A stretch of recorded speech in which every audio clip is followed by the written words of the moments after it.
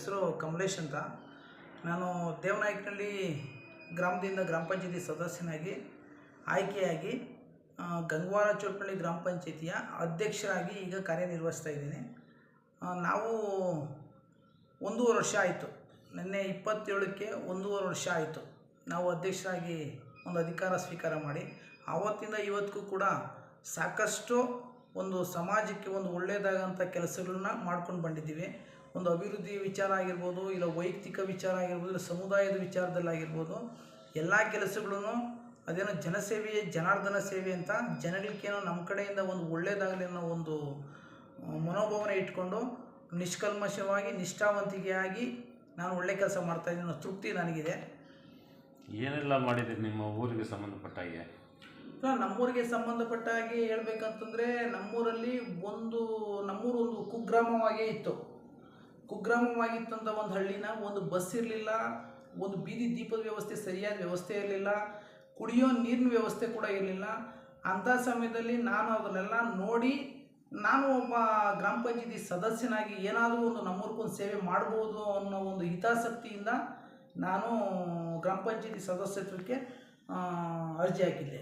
ನಂತರ ದಿನಗಳಲ್ಲಿ ಕುಡಿಯೋ ನೀರಿಗೆ ಮೊದಲನೇ ಅವಕಾಶ ಕೊಟ್ಟು ನಾನು ಸ್ವಂತ ಸ್ವಲ್ಪ ಒಂದು 5-6 ಲಕ್ಷದ ಮೇಲ್ಪಟ್ಟ ನಾನು ಸ್ವಂತ ಖರ್ಚು ಮಾಡಿ ಮನೆಗೂ ಕುಡಿಯೋ ನೀರಿನ ವ್ಯವಸ್ಥೆ ಕೂಡ ಮಾಡಿಕೊಟ್ಟಿದ್ದೀನಿ.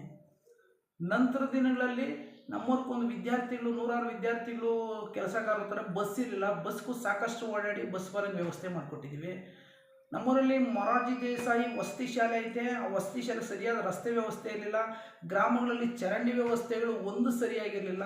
ಸುಮಾರು ಒಂದು 1.5 ಕೋಟಿ ಮೇಲ್ಪಟ್ಟ ಚರಂಡಿಗಳೇ ಮಾಡಿಸಿದ್ದೀವಿ. 1.5 ಕೋಟಿ ರೂಪಾಯಿಗಳ ಮೇಲ್ಪಟ್ಟ ಚರಂಡಿಗಳು ಮಹಾತ್ಮ ಗಾಂಧಿ ಉದ್ಯೋಗ ಖಾತ್ರಿ ಯೋಜನೆ ಅಡಿಯಲ್ಲಿ ನಮ್ಮ ಗ್ರಾಮ ಪಂಚಾಯತಿಯಿಂದ ಅನುಷ್ಠಾನ ಮಾಡಿ ಅದು ಸಾಕಷ್ಟು ಕೆಲಸಗಳು ಮಾಡಿದ್ದೀವಿ.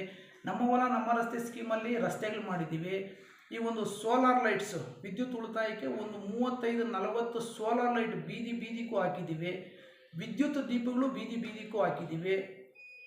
ಇನ್ನಿತರೆ ಒಂದು ಇಂಗು ಗುಂಡಿಗಳು ಸ್ವಚ್ಛತೆ ಕಾಪಾಡೋ ದೃಷ್ಟಿಯಿಂದ ಇಂಗು ಗುಂಡಿಗಳಿರ್ತಾವಲ್ಲ, ಆ ಇಂಗು ಗುಂಡಿಗಳು ಒಂದು 100 ಗಂಟೆ ಇಂಗು ಗುಂಡಿಗಳು ಮಾಡಿಸಿದ್ದೀವಿ ದೇವನಾಯಕನಹಳ್ಳಿ ಒಂದು ಗ್ರಾಮದಲ್ಲಿ.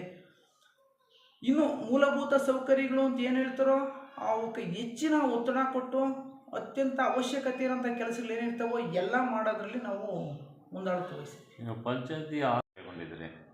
ಪಂಚಾಯಿತಿ ಆದಾಯಕ್ಕೆ ಸಂಬಂಧಪಟ್ಟಂಗೆ ಹೇಳ್ಬೇಕಂದ್ರೆ ನಾನು ಅಧ್ಯಕ್ಷರಾಗಿದ್ದಾಗ ಒಂದು 15 ಲಕ್ಷ ಸಾಲ ನನ್ನ ಲಿಸ್ಟಲ್ಲಿ ಬಂತು.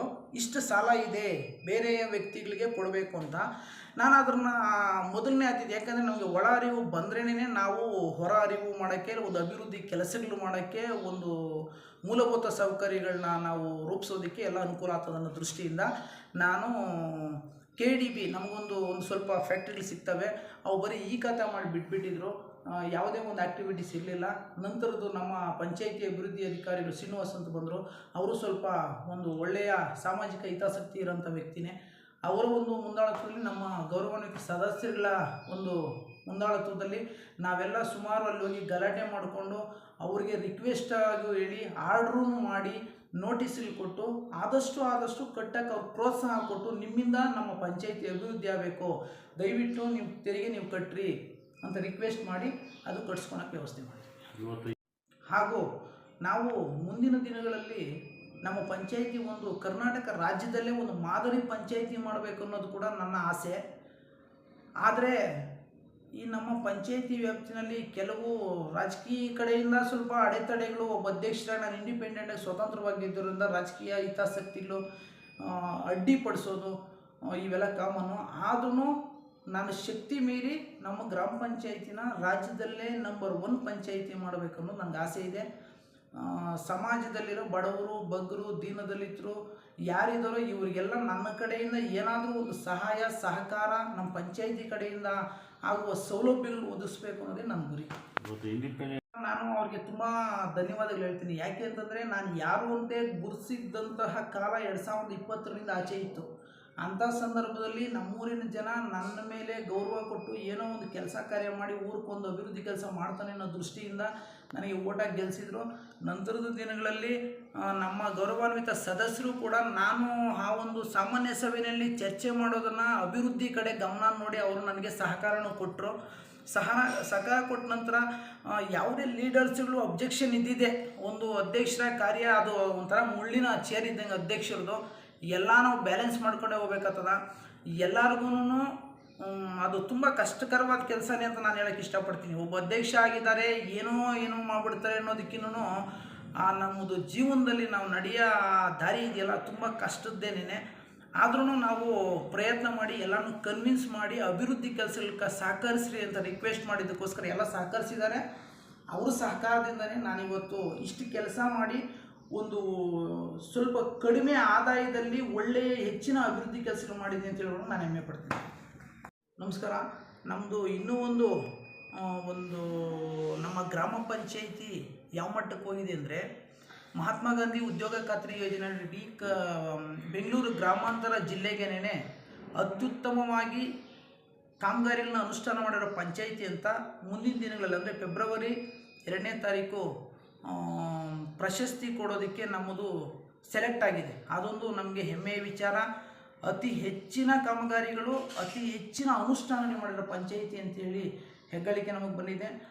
ಇನ್ನೂ ಮುಂದಿನ ದಿನಗಳಲ್ಲಿ ನಾವೊಂದು ಗ್ರಾಮ ಠಾಣಾ ನಕ್ಷೆ ಆಗಿರ್ಬೋದು, ಹೈಮಾಸ್ ಕ್ಲ್ಯಾಂಪ್ಗಳಾಗಿರ್ಬೋದು, ಸೋಲಾರ್ ಹೈಮಾಸ್ ಕ್ಲ್ಯಾಂಪ್ಗಳಾಗಿರ್ಬೋದು, ಒಂದು ಸ್ತ್ರೀಶಕ್ತಿ ಭವನ ಆಗಿರ್ಬೋದು, ಒಂದು ಸ್ವಚ್ಛತೆ ದೃಷ್ಟಿಯಿಂದ ಒಳ್ಳೆಯ ವಾಹನ ಖರೀದಿ ಮಾಡ್ತಾಯಿದ್ವಿ. ಚರಂಡಿ ಕ್ಲೀನಿಂಗ್ ಆಧುನಿಕ ವಾಹನನ ಖರೀದಿ ಮಾಡ್ತಾಯಿದ್ವಿ. ಒಂದು ಶವ ಸಂಸ್ಕಾರಕ ಅಂತ ಶವ ಪೆಟ್ಟಿಗೆ ಒಂದು ಖರೀದಿ ಮಾಡ್ತಾರೆ. ನಮ್ಮ ಪಂಚಾಯಿತಿ ವ್ಯಾಪ್ತಿನಲ್ಲಿ ಯಾರಾದರೂ ಮರಣ ಹೊಂದಿದರೆ ಅವ್ರನ್ನ ಫ್ರೀಝರಲ್ಲಿ ಇಡೋದಕ್ಕೋಸ್ಕರ ಶವ ಪೆಟ್ಟಿಗೆನೂ ಒಂದು ಖರೀದಿ ಮಾಡ್ತಾಯಿದ್ದೀವಿ. ಒಂದು ಒಳ್ಳೆಯ ಉದ್ಯಾನವನ ಮಾಡ್ತಾಯಿದ್ದೀವಿ. ಇನ್ನು ಹೆಚ್ಚಿನ ಅದು ಹೇಳೋಕ್ಕಾಗಲ್ಲ, ಮಾಡಿ ತೋರಿಸ್ಬೇಕು ಅನ್ನೋದೇ ನನ್ನ ಒಂದು ಉದ್ದೇಶ. ಮಾಡಬೇಕು ಅನ್ನೋ ಆಸಕ್ತಿ ಐತೆ, ಮಾಡಿಸ್ಬೇಕು ಅನ್ನೋ ಆಸಕ್ತಿ ನಮ್ಮ ಪಂಚಾಯಿತಿಯ ಸದಸ್ಯರಿಗೂ ಇದೆ. ಅವರ ಒಂದು ಸಹಕಾರದಿಂದನೇ ಇವತ್ತು ಈ ಮಟ್ಟದಲ್ಲಿ ಇದ್ದೀನಿ ಅಂತ ಹೇಳೋದು ನಾನು ಹೆಮ್ಮೆ ಪಡ್ತೀನಿ.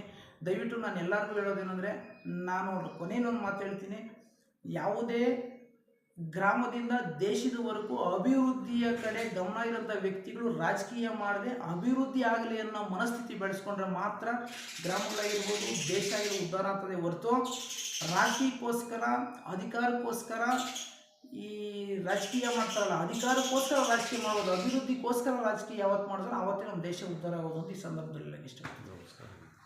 ನಮಸ್ಕಾರ ಎಲ್ರಿಗೂ ನಮಸ್ಕಾರ.